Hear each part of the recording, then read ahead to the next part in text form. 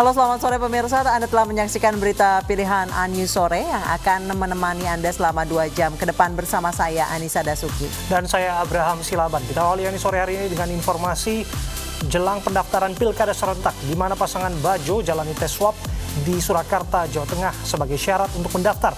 Sementara Bobi Nasution dapat surat rekomendasi tambahan dari P3.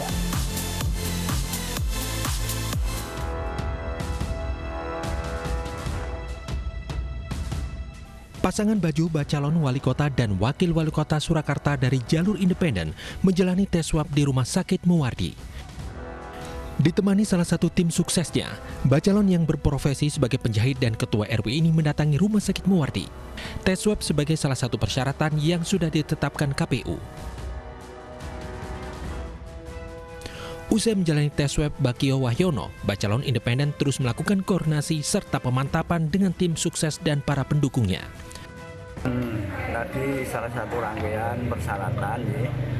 Dan besok tanggal 7 itu juga kita ke Rumah Sakit Muwardi untuk tes kesehatan. Rencananya pasangan Bajo akan kembali melakukan tes kesehatan tanggal 7 dan 8 September 2020. Dari Surakarta, Jawa Tengah, Septiantoro, iNews melaporkan.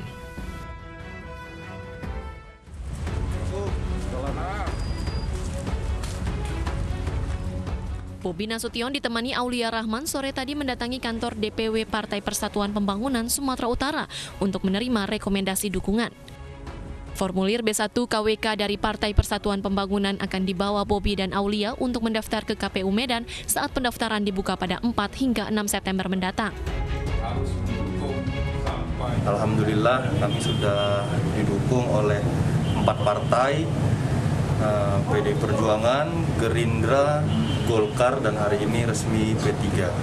Nah, pastinya semua partai, semua komunitas, semua dukungan dari masyarakat langsung itu adalah bagian dari penambahan kekuatan buat kami.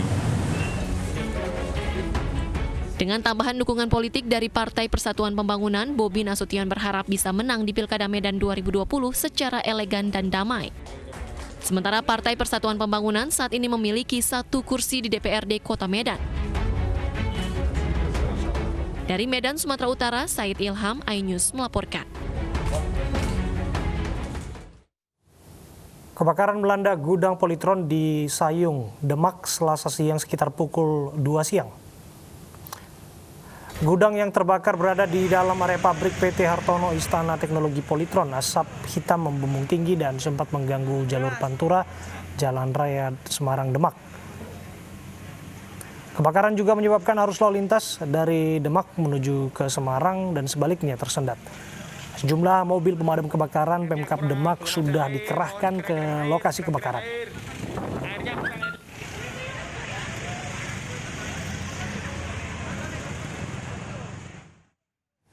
Eksekusi lahan dan rumah warga untuk pembangunan jalan tol Jor 2 Kunciran Bandara ricuh. Warga menolak kosongkan rumahnya hingga terlibat saling pukul.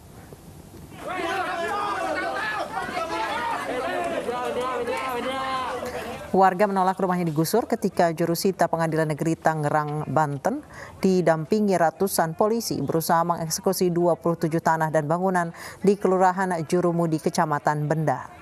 Warga berusaha menghalangi aparat berpakaian lengkap merobohkan rumahnya karena merasa menilai harga penggantian tidak sesuai dan banyak yang belum dibayarkan.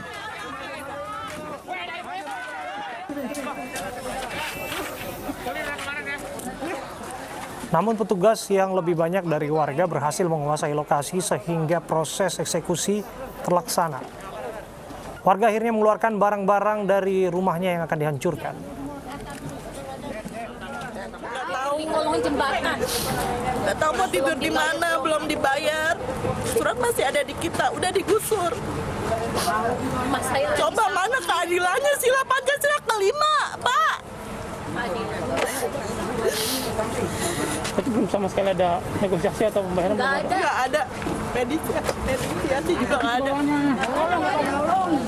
Kita mau ngadu ke siapa? No, aparatnya pada berjejer, pada diem. Depo jangan diturunin dulu. Awas kalau diturunin saya parah. Sejumlah warga yang melihat rumahnya dieksekusi tak bisa menahan emosinya sehingga jatuh pingsan.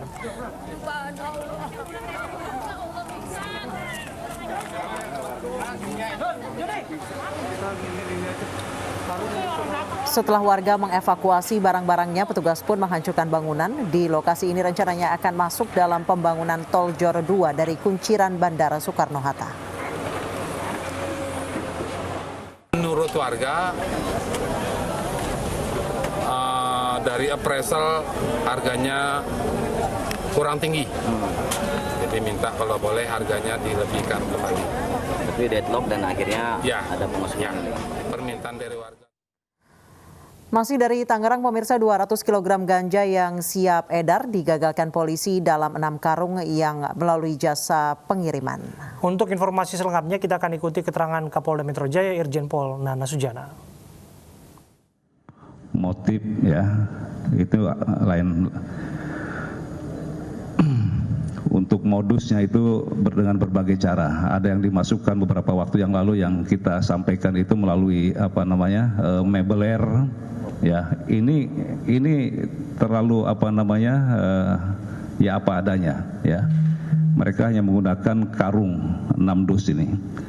Kemudian dari 6 karung itu setelah dibuka jadi ada sekitar 200 kg ganja seperti yang di depan saya ini. Itu 200 kg ganja. Nah, kemudian dari situ, kemudian dari keterangan driver dan juga kita kemudian melakukan penyelidikan lanjutan, yaitu dengan cara teknis kontrol delivery, dan berhasil ditangkap 2 tersangka di depan yang berinisial DP dan NB di wilayah ataupun di daerah Cikini, Jakarta Pusat. Jadi ini kedua orang inilah yang selama ini dia barang itu akan dikirim ke kediaman yang bersangkutan. Dan mereka memang bertugas untuk mengawasi pergerakan daripada gobok tersebut.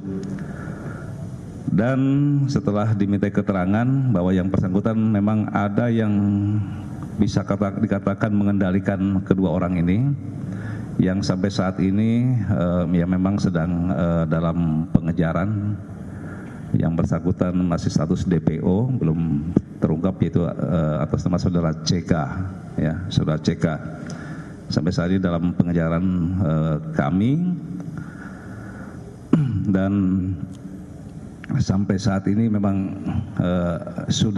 kita sudah mengetahui bahwa yang bersangkutan masih tidak perlu saya sebutkan ya.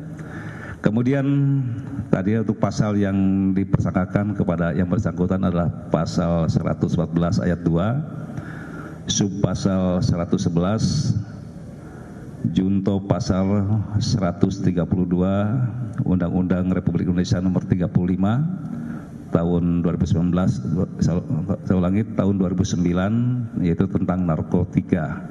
Ya, ancaman hukumannya mereka adalah untuk bisa pidana mati, pidana penjara seumur hidup, atau paling singkat 6 tahun. Video aksi begal di Tol Kemayoran arah Pluit, Jakarta Utara viral. Sejumlah pelaku melancarkan aksinya dengan menggunakan sebuah mobil angkutan umum. Dalam rekaman CCTV, terekam aksi penodongan dialami seorang pengemudi truk trailer oleh sekelompok orang di ruas Tol Kemayoran kilometer 18 arah Pluit, Jakarta Utara pada Senin dini hari. 3 orang turun dari mikrolet, sementara 1 lainnya menunggu di dalam mikrolet menyerang supir truk. Petugas tol sempat memergoki aksi begal ini. Satreskrim Polres Metro Jakarta Utara telah menangkap pelaku, belum diketahui kerugian yang dialami sopir truk tersebut.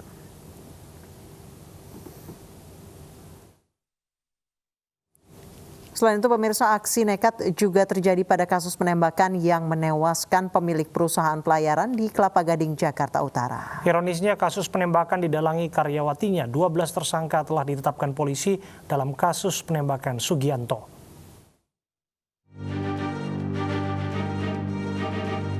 Pada 13 Agustus lalu, pengusaha ekspedisi pelayaran ditemukan tewas dengan luka tembak di Komplek Ruko Royal Gading Square, Jakarta Utara. Korban ditemukan tewas tergeletak dengan luka tembak di punggung serta kepala.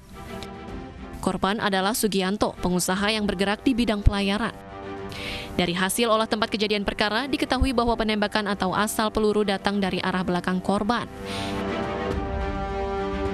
Sementara dalam rekonstruksi yang digelar di Treskrimum Polda Metro Jaya, terungkap Nur Lutfiah yang merupakan otak pembunuhan bosnya dengan berpura-pura kerasukan arwah orang tuanya untuk meminta bantuan tersangka lain membunuh bosnya sendiri. Sebelumnya, peristiwa penembakan terjadi saat korban ingin pulang ke rumahnya yang tidak jauh dari lokasi kejadian untuk makan siang. Karena letak kantor dengan rumah korban tidak jauh, korban bisa berjalan kaki. Saat korban baru berjalan sekitar 50 meter dari kantor, tiba-tiba datang orang tak dikenal langsung menembak korban sebanyak 5 kali. Korban tewas di tempat dan pelaku kabur menggunakan sepeda motor bersama rekannya yang sudah menunggu di lokasi kejadian. Polisi telah menangkap 12 tersangka termasuk otak pembunuhan dan eksekutor dalam kasus penembakan tersebut.